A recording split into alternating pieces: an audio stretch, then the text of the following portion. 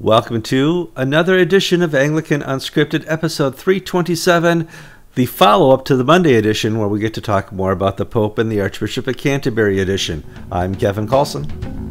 I'm Gavin Ashenden, and it's Tuesday the 26th of September.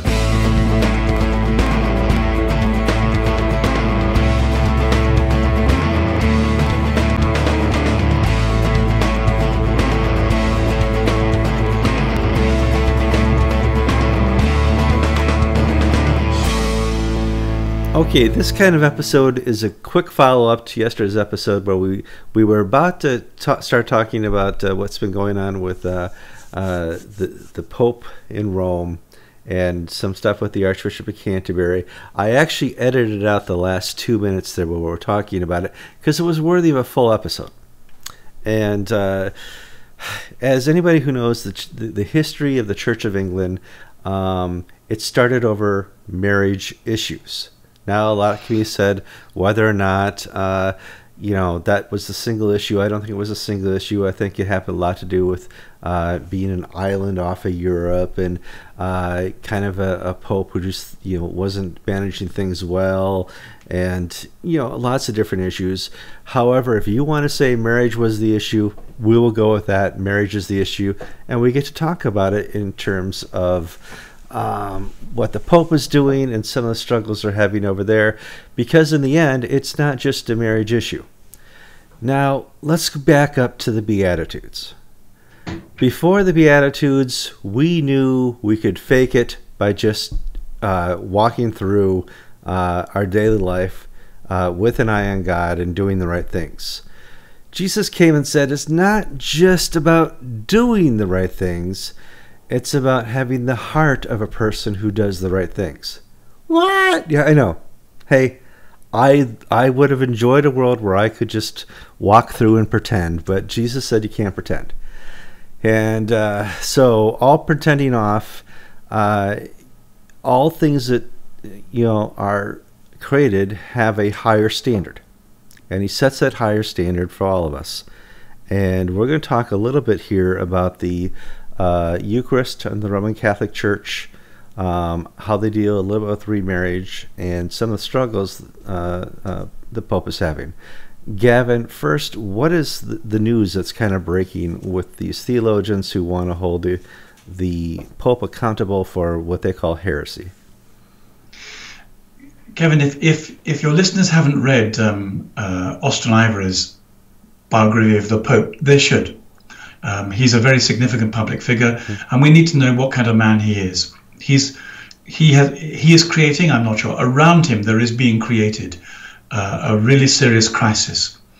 And we could say, well, this is just to do with Roman Catholics, but actually it's to do with all of us, partly because the theological issues at the heart of this are ones that touch us all. So at the moment, in the Roman Catholic Church, if you are divorced, not only are you divorced, but you become excommunicated. You have no access to the sacraments. The Roman Catholic Church has taken a very strong and scriptural view. It's curious, very often Protestants are quite critical of Catholicism, thinking that it doesn't take the scriptures seriously enough. But there are plenty of places where they take them immensely seriously, and this is one of them. Well, this means that there are a lot of Christians who are Roman Catholics who don't have access to Jesus in the sacraments. The Pope is a man who has lived and worked in the barrios in South America. Actually, his life was professionally completely over in his mid-50s. He'd failed in all kinds of ways. He'd offended the establishment. He was cut out from all kind of future promotion, and he was working in the slums and trying to love people who were at the very best nominally Catholic and needed some kind of help to come closer to God. And he takes the heart of a pastor forged in these desperate circumstances, and he carries it into the middle of Rome, where some of the most rigorous biblical and traditional theology is practiced. And now there's been a crash between these two movements. What the Pope has been saying is that people need to pay attention to God's standards, but they need mercy to do it. You can't begin to approach the law unless you have enough mercy and forgiveness. And so he's looking at excommunicated Catholics and saying they ought to have access to the sacraments because there's a very strong theological strain that says the sacraments are not something you get for qualifying by your goodness. They are, as St. Irenaeus of Lyon, Bishop Irenaeus of Lyon said, they are the medicine of immortality. They're what you take to get better. They're not what you get when you behaved. However, because of the cultural struggle that we're all in, the Catholic theologians are saying, we will not give an inch on our marriage doctrine, because if we do, we may slide down into a pit of incoherence. The matter is made worse, I think, by the Pope having other views. So, for example, I think his views on refugees and on Islam are really irresponsible. And I wince when I hear him shoot from the hip.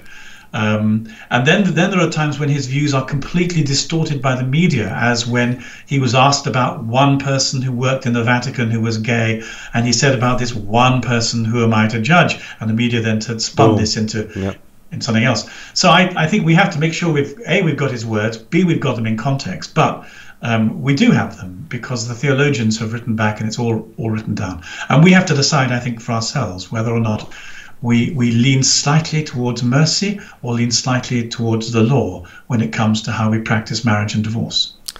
Kevin's Guide to the Eucharist. Okay.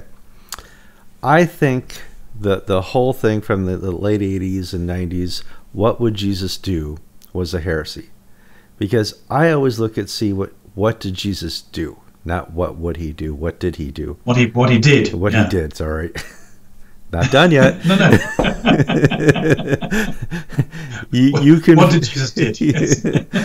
You can find, everything you ever wanted to know about what you should do by what Jesus did, and for the institution and inauguration of the Eucharist, he had around him his disciples, and one of those disciples, he knew what that disciple was going to do. His name was Judas.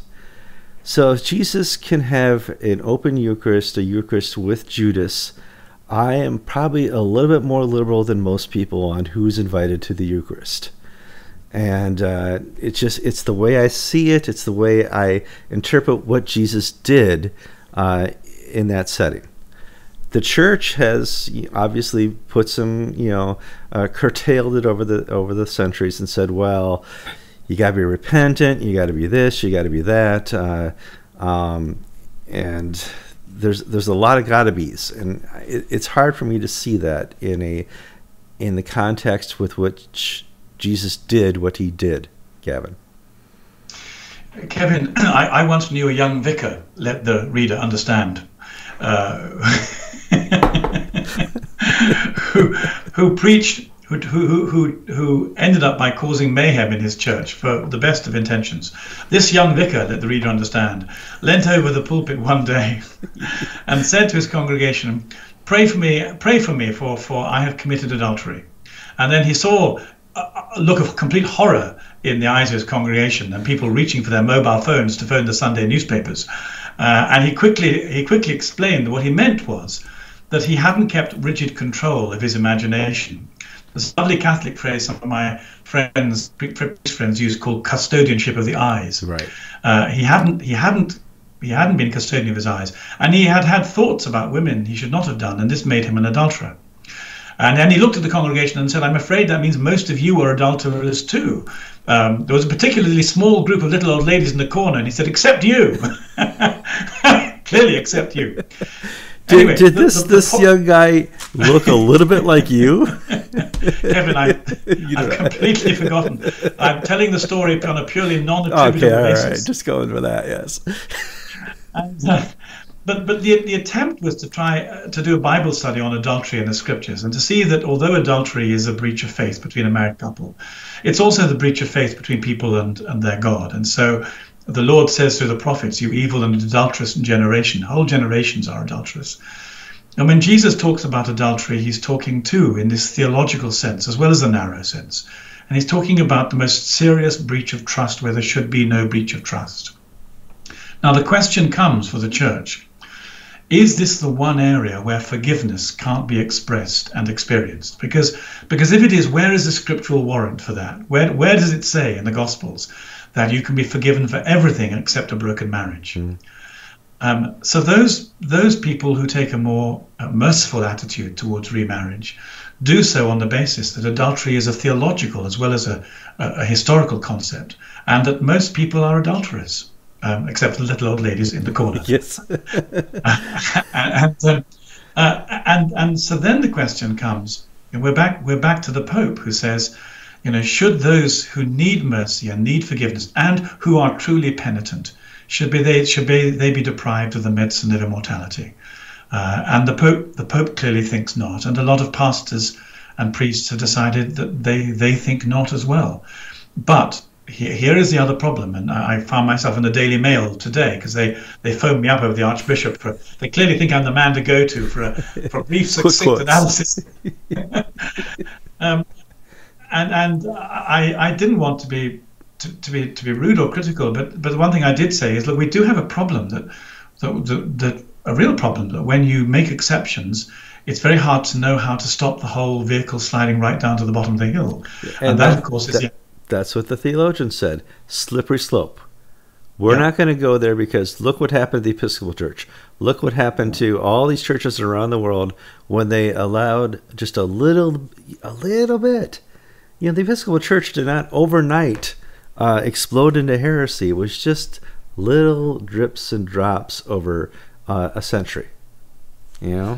Well, as with all temptation, you need to stop it as quickly as you can and repent as fast as you can. But in England, the problem is that is this the bit you cut out of yesterday, Rowan Williams and Justin Welby? Well, in that case, I think this is worth saying. Rowan Williams was asked if he would marry the future Supreme Governor of the Church of England, Charles, to Camilla, and he declined. Now, there are a number of reasons why he declined, and one very good one was that actually Camilla had been involved in the difficulties, in inverted commas, in the original marriage. So that by itself would be a good pastoral reason for saying there isn't enough repentance here. But there was another reason too, and that was that Anglican clergy have two personalities. One is secular. They are state registrars. They don't have to call out a civil servant to sign the registers. They can do it. And the other is they are priests of the sacrament of marriage. And so what the Church of England said at the beginning of this discussion was, bishops would say to their clergy, well, you have two personalities. You can either exercise your state personality and remarry divorcees. The state allows that to happen. Or you can exercise your sacramental priesthood and restrict yourselves to a blessing for mercy and help. Very quickly, this period of self-restraint and discernment disappeared. And I know of nobody nowadays, no clergy, parochial clergy that I know of, will stand up and say, I'm sorry, I can't offer you remarriage because the discipline of the church is against it. The difficulty with Justin Welby marrying his press secretary in Lambeth, in the chapel at Lambeth Palace, is that occurred this weekend. Which occurred this weekend. We cut that part out of yesterday's show. we had talked really quick about Justin Welby. His head press secretary had been married, and he performed a remarriage ceremony. Or marriage ceremony for a remarriage. He did. Yeah. Now, we don't know anything about the couple, and nor do we want to or need to. But the problem is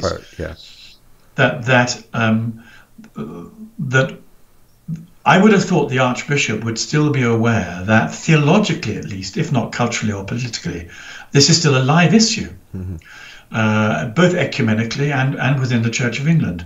And I think the Archbishop ought to be above cementing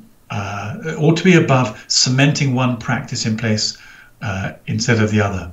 So he might well have offered the chapel at Lambeth Palace on the grounds that his press secretary works there. And, it's nice to be married there.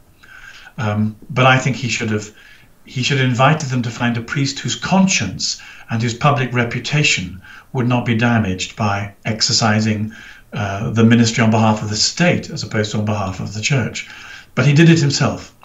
And I think, again, this shows a certain kind of carelessness theologically and symbolically. I'm glad for the couple. I'm glad that she had his boss marry her. But she had her boss marry her. But I think again he made a mistake. And once again, it's the Church of England being careless with matters of the gospel and ethical and moral law and its witness to society. It's as if we just keeled over completely on marriage. That we don't even have the opportunity to explain why this is a problem in the public space. A problem between ideals, performance, and forgiveness. That those are the issues we should still be talking about, because they affect everything, not just marriage. So back to the Pope. Does he survive this? Well, I mean, and stuff he said about the Lutherans and stuff he said, about other things is getting him in a lot of trouble. Is there just a point where he says, I don't need to deal with this. I have a nice beach home back in South America. I'm out of here. Well, first of all, I hope people understand that the doctrine of the infallibility of the Pope doesn't apply to the Pope speaking off the cuff. Right. It applies to the Pope in council dealing with serious theological issues. So, in a sense, there is room for a Pope who makes mistakes. Actually, to some extent, this is really quite endearing. He may be in really hot trouble with some of his more astute and cross theologians. But here's the difference between the Pope and the Archbishop of Canterbury, to my mind. I think, God help me and God forgive me, but I think the Archbishop of Canterbury is incompetent, and I find that difficult to live with. I find the Pope not incompetent. I find him immensely endearing. I see what he's doing and why he's trying to do it.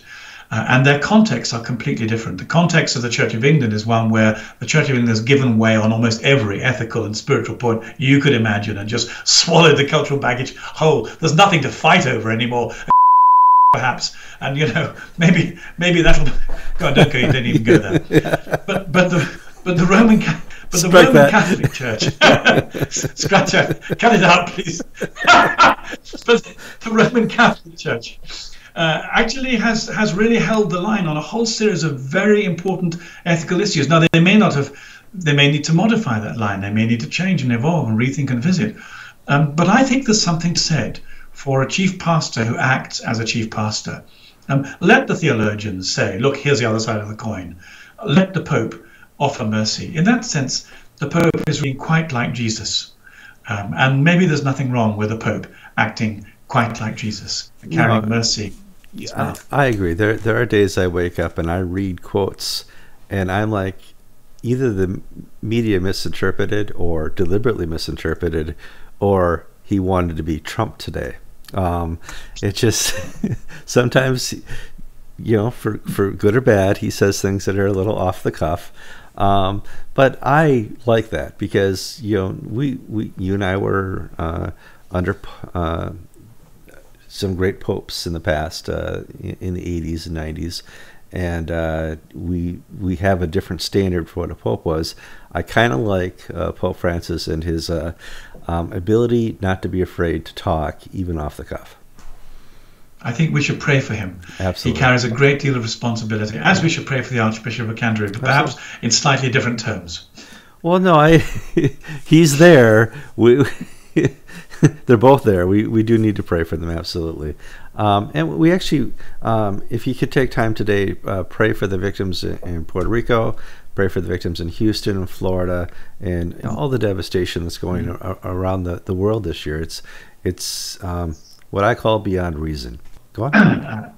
Well, I was going to say that, we've been talking very casually about the theology of broken marriage, but broken marriages and broken homes bring so much intense distress, and so I'd like to apologize in case by talking theologically I've trod on anyone's wounds or bruises, and we must pray for people who are having dreadful trouble at home and asking for God's mercy and for God's help. But having said that, perhaps we can go out on that. Absolutely. This is always beyond words. It's in the realm of God's kingdom and creation. We do lift up the people who find themselves in distress, the widows, the poor, divorce. Absolutely. I'm Kevin Carlson.